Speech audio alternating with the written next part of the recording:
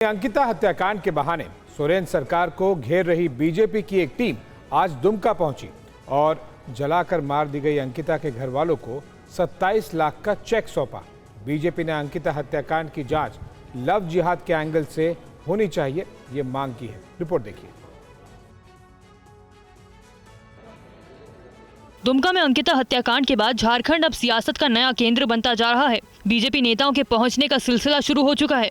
सांसद मनोज तिवारी, निशिकांत दुबे और कपिल मिश्रा आज दुमका पहुंचे और पीड़ित परिवार से मुलाकात की। बीजेपी नेताओं ने क्राउड फंडिंग की मदद से इकट्ठा किए गए 27 लाख रुपए का चेक अंकिता के परिवार वालों को सौंपा। सोरेन सरकार पर हमला बोलते हुए कपिल मिश्रा ने यहाँ तक मांग की कि लव जिहाद के एंगल से मामले की जाँच होनी चाहिए। मेरा ये मानना है कि झारखंड की सरकार आज बहुत सारे सवालों के घेरे में है।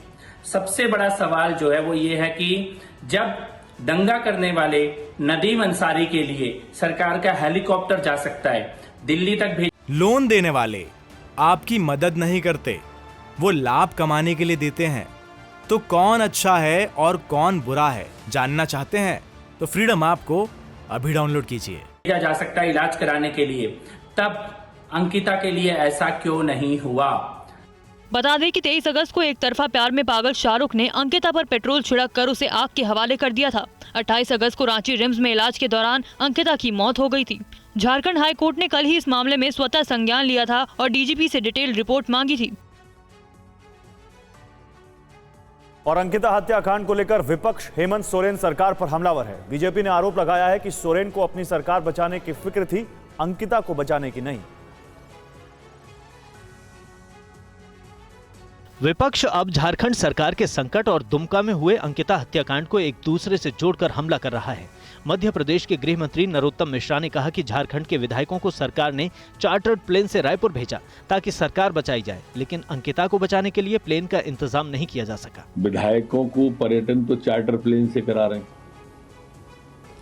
और वो बेटी जो तड़प तड़प के मर गई, 5 दिन तक जिंदा जला दिया जिसको, उसके लिए प्लेन की व्यवस्था नहीं कर पाए कि उसका अच्छा इलाज करा देते। वहीं छत्तीसगढ़ के सीएम ने बीजेपी की मंशा पर सवाल उठाए और कहा कि महाराष्ट्र में विधायकों को 50 खोखे में खरीदा गया, झारखंड के विधायकों को 20 खोखे में खरीदने की तैयारी थी। झारखंड के विधायक आए हैं और भारतीय जनता पार्टी जिस प्रकार से हार्स ट्रेडिंग कर रही है, और आपने देखा किस प्रकार से पश्चिम बंगाल में 3 विधायक पकड़े गए थे। भूपेश बघेल ने कहा कि जब मध्य प्रदेश, कर्नाटक, राजस्थान और महाराष्ट्र में विधायकों को अगवा किया जाता है तब बीजेपी खामोश रहती है। झारखंड के दुमका के अंकिता मर्डर केस पर बहुत बड़ी खबर है ये, और एक बड़ा खुलासा हुआ है कि हत्या के आरोपियों का बांग्लादेश के आतंकी संगठन से कनेक्शन सामने आया है। इसकी जांच शुरू हो चुकी है और फिलहाल पुलिस तफ्तीश कर रही है। अंकिता मर्डर केस में टेरर कनेक्शन की थ्योरी सामने आ रही है। झारखंड के पूर्व मुख्यमंत्री बाबूलाल मरांडी की एक ट्वीट ने इस आशंका को हवा दे दी है, जिसमें उन्होंने बांग्लादेश के एक संगठन का जिक्र किया है।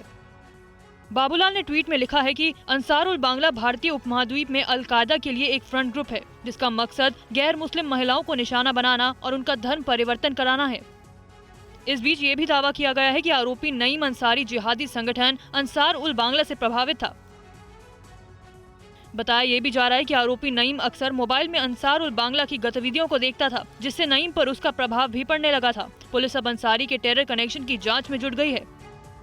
आपको बता दें कि अंसार उल बांग्ला बांग्लादेश में प्रतिबंधित संगठन है, जिसका हाथ बांग्लादेश की ब्लॉगर की हत्या में भी शामिल है। बांग्लादेशी संगठन को 2013 में प्रतिबंधित करने की योजना थी, लेकिन गृह मंत्रालय ने आधिकारिक तौर पर 25 मई 2015 को इस पर प्रतिबंध लगा दिया था। लोन देने वाले आपकी मदद नहीं करते, वो लाभ कमाने के लिए देते हैं। तो कौन अच्छा है और कौन बुरा है जानना चाहते हैं तो फ्रीडम ऐप को अभी डाउनलोड कीजिए।